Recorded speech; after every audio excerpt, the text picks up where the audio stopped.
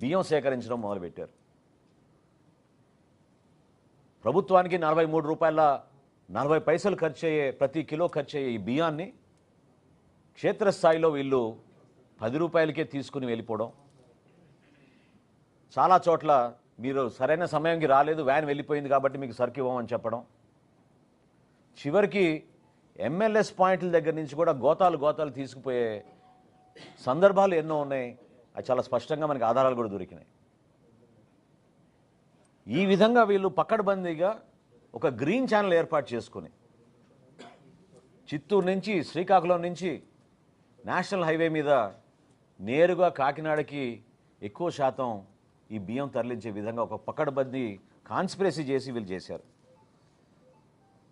ఆంధ్రప్రదేశ్ తీరంలో ఏ పోర్టుకి లేని విధంగా కాకినాడ పోర్టులో రైస్ ఎగుమతి జరిగింది. ప్రత్యేకంగా వీళ్ళు ఎప్పుడైతే మెడ మీద కత్తి పెట్టి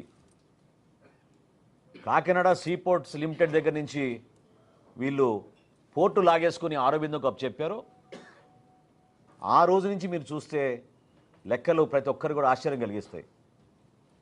3 ఆర్థిక సంవత్సరాల్లో, నేను 5 సంవత్సరాలు కూడా చెప్పడం లేదు, కేవలం గత 3 ఆర్థిక సంవత్సరాలు చెప్తున్నాను. గత 3 ఆర్థిక సంవత్సరాల్లో మన రాష్ట్రంలో గంగారాం పోర్టులో బియ్యం ఎగుమతి 2,20,289 మెట్రిక్ టన్నులు. కృష్ణపట్నం అధునాతమైంది, చాలా పెద్ద పోర్టు. ఇక్కడ 23,51,218. విశాఖపట్నం అన్నిటికన్నా పెద్ద పోర్టు, 38,02,000 మెట్రిక్ టన్నులు. ఇప్పుడు కాకినాడకు వస్తే లెక్కలు చెప్తే మీరే ఆశ్చర్యపోతారు. కాకినాడ పోర్టులో వీళ్ళు దుర్మార్గంగా ఈ 3 సంవత్సరాల నుంచి చేసింది 1,31,18,346 మెట్రిక్ టన్నులు. దీని విలువ ఒక్క కాకినాడదే చెప్తున్నాను. కాకినాడలో రైస్ ఎగుమతి విలువ ఈ 3 సంవత్సరాల్లో 48,537 కోట్ల రూపాయలు. అంటే ఏ స్థాయికి చేరారో చూడండి మీరు. 48,537 కోట్ల రూపాయలు వీళ్ళు అక్కడి నుంచి బియ్యం ఎగుమతి చేశారు కాకినాడ పోర్ట్ నుంచి. ఏ రోజైనా ఇప్పుడు నిన్న చాలామంది హడావుడిగా ప్రెస్ కాన్ఫరెన్స్లు పెట్టారు. కన్నబాబు గారు పెట్టారు, చంద్రశేఖర్ రెడ్డి గారు పెట్టారు, వైఎస్ఆర్సీపీ నాయకులు చాలామంది హడావుడి చేశారు. గౌరవ ఉప ముఖ్యమంత్రి గారు పవన్ కళ్యాణ్ గారు ఎందుకు కాకినాడ పోర్టుకి రావాల్సి వచ్చింది? ఈ విధంగా ప్రజలకు సంబంధించిన ఆస్తిని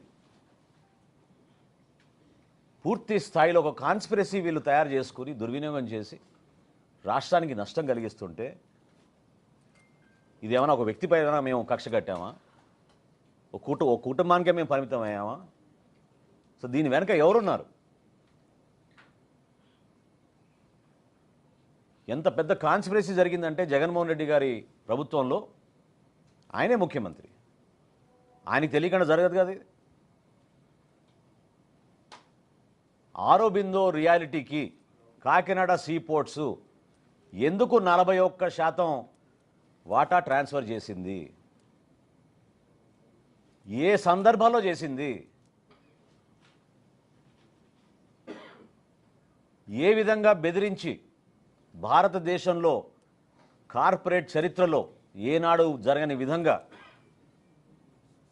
కేవీ రావు గారిని, వారి కుటుంబాన్ని బెదిరించి ఏ విధంగా వీళ్ళు 41% వాటా రాయించేసుకున్నారో ఖచ్చితంగా బయటికి రావాలి.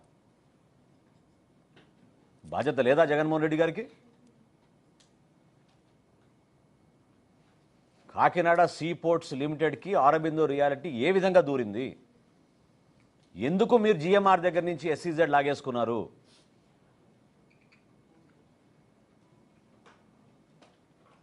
దీనికోసమే మీరు ఆ పోర్టుని పూర్తిగా మీ చేతుల్లోకి లాక్కోవడానికి, ఈ విధంగా దందా చేయడానికి,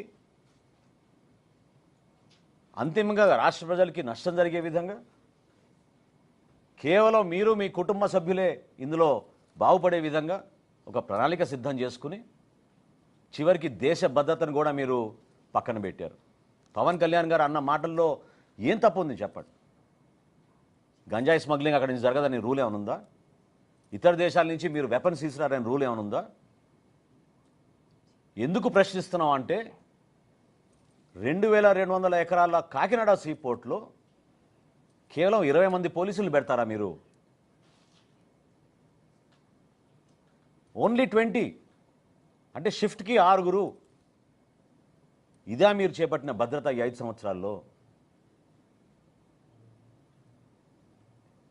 దీన్ని ప్రశ్నించాం. ఏమైపోతుంది రేపటి రోజున అక్కడ పొరపాటు జరిగితే? ఎందుకు